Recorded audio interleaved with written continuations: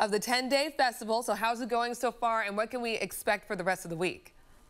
Oh, it has been an exciting journey. I'm just so like, and we're still in the middle of it. Of course, it's Tuesday now, and just kind of yesterday with the Homie Empowerment Group that came out to Holy Names University, and we had such great discussion about the community, and I mean, just the groups coming out. The day before that, the deaf community came out and occupied our space, and I'm learning sign language now. So thank you for having me. This is my Oh. applause. And to have Terri here, on this interview, and knowing that she's sharing her expertise coming up on Wednesday and Friday, as part of one of our markets that we're trying to create with filmmakers creating content with Onstage Plus and New RTV.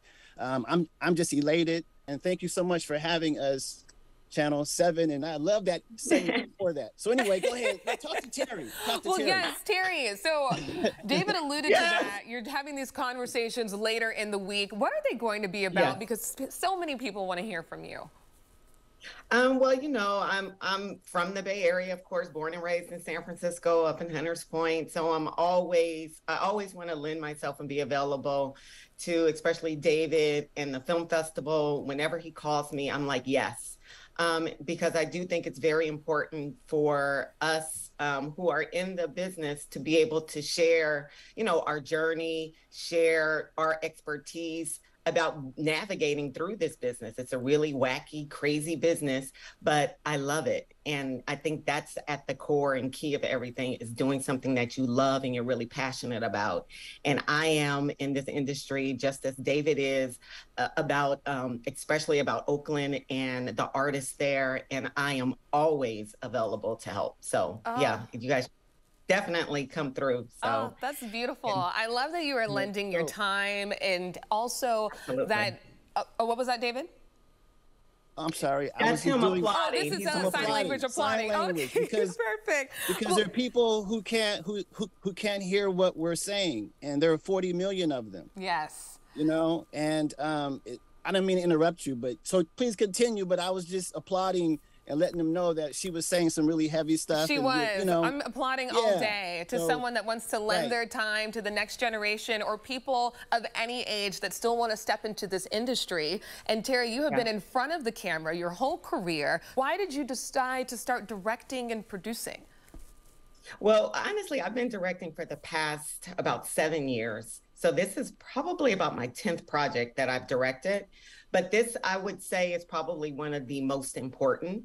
It is called Unthinkably Good Things. It is their first mahogany brand of content that Hallmark is pushing out, much like their mahogany brand of cards that they've been very successful with over the past 30 years. They've decided that they're going to start creating scripted and on-screen live content based on that same premise. Created by a Black voice, directed by a Black voice, produced by Black voices, and it's very, very important. So to be chosen to direct the very first one was absolutely an honor, and I know you guys will not be disappointed. It's an amazing film. We were in Italy for a whole month shooting, which was amazing. So it is my gift to all the women that are in my life, my mom, my grandmother, my nieces, my sister, my daughter, and all of you. It is my gift. Oh, that is awesome. And I can tell you my mom loves those mahogany cards. So she'll be one of those people tuning in. Lastly here, we have about 20 seconds before we wrap up. The headlining film is American Pot Story, Oaksterdam. Very quickly, David, in about 10 seconds, what would you say about this film?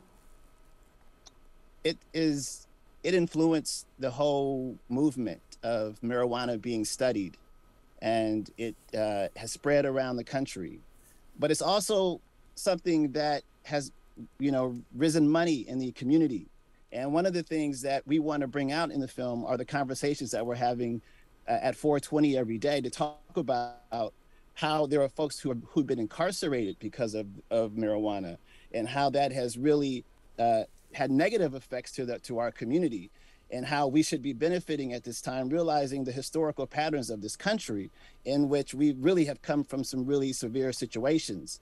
And so it can be used to the benefit of society, and it needs to also be used for the benefit of African-American people and to build community. And so we're hoping that the film really raises the discussion of how it can be used in a very positive manner. David and Terri, thank you so much for being here with us. Everybody, for all the details, head over to oiff.org.